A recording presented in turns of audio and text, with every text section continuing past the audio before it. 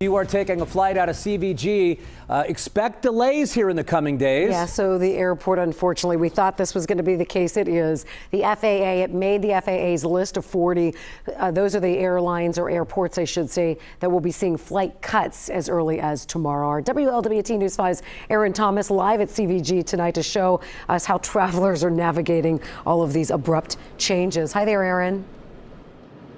Hey there, Sheree. So, of course, you can see behind me the wait times are growing around the evening commute right here. But the FAA says that these planned cuts are an effort to maintain safety at airports during the government shutdown. We spoke with a number of travelers who say they're thankful that they're traveling before these cuts take effect, but wonder what it means when they return home.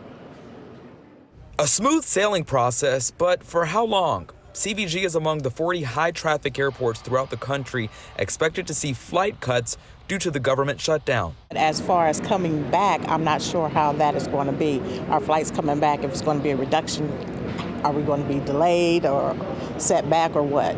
A problem Patricia Miles and her family hopes to avoid as they set sail in the Bahamas for several days. Then there's Rayanne Davis, who wonders if she'll be able to return to CVG after a college tour in Delaware. Not too worried about it. Actually, if we have to drive, we'll drive. But we're going with friends, so we're happy to stay if we accidentally need to stay. Air traffic controllers feeling the strain as they continue working without a paycheck. Transportation officials announced the 10% flight cuts as an effort to maintain safety in the skies. It's a chaotic time, right? A chaotic time, local travel agent Dave Hirschberger says requires preparation. If you're scheduling a flight in the next couple weeks, probably we recommend that you don't schedule the last flight of the day, maybe an earlier flight, and give yourself more connecting time. Air travelers want to see resolve in Washington that keeps their travel plans on track. It's not fair to the country, so they need to put their differences aside and figure it out.